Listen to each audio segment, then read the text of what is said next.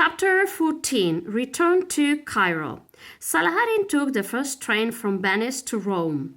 The next morning he was on a plane for Cairo. The plane was late and he didn't arrive until after 10 o'clock in the morning. The sun was high in the sky and it was getting hotter and hotter. Saladin felt better. He preferred the heat of Cairo to the cold deck of the Syria. He took a taxi to his flat. There was a surprise waiting for him. Leila and Fuad were there. Fuad explained. "We arrived this morning from Beirut," he said. "We were worried about you. You didn't send a telegram. We thought that something had happened." "Of course, that telegram," said Saladin. "I forgot to send you a telegram. I'm really sorry." "We phoned the police here in Cairo," said Fuad. "No one knew anything about you. We were very worried." "It's my fault," said Saladin. He told them what had happened. They were happy that he was safe back in Cairo. "And this is the box," said Leila. "The black cat is in this box. Let's open it." Saladin opened the box and lifted out the black cat. "It doesn't look very valuable," said Leila. "I don't like it at all."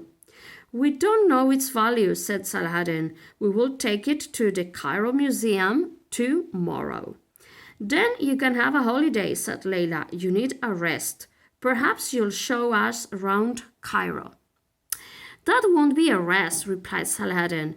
"It's a good idea." "I'm going to make coffee," said Leila. "Do you both want some?" "Yes, please," replied Saladin. "I want some coffee and I want your story, Fuad. What happened at Baalbek?" And Fuad told his story. "I went to the Beirut police," Fuad began, "and I told them about Borgman's death. They asked a lot of questions. Police always ask a lot of questions," said Saladin.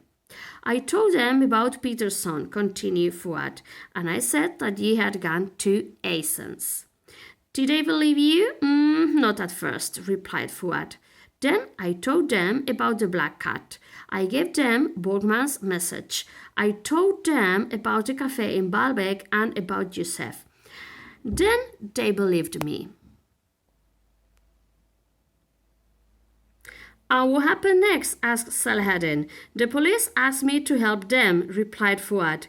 "It wasn't possible for a policeman to go into Youssef's cafe. The people there knew all the policemen. Youssef was a clever man. The police had to trick him and they asked me to go to Baalbek. They wanted me to go into the cafe and give Youssef the message from Borgman. I went to Baalbek in the evening," continued Fuad. "I found Youssef's cafe. It was near the ruins of the old city. I sat down and asked for coffee. Then I asked for Youssef. I told Youssef about Borgman's death. The police were waiting outside," Fuad continued. "They were hiding in the car. I told Youssef about the black cat. And he thanked me. Then he hurried out of the cafe." "And the police saw him?" asked Saladin. "Yes," said Fuad. "They watched him carefully." "Where did Youssef go?" "He got into a car," replied Fuad, "and drove to a farm in the mountains. The police followed him. Then they hid in the hills around the farm and waited." "How many men were at the farm?" Saladin asked. "The police didn't know," replied Fuad. "They waited for more police. Then they shouted to the men at the farm and told them to come out."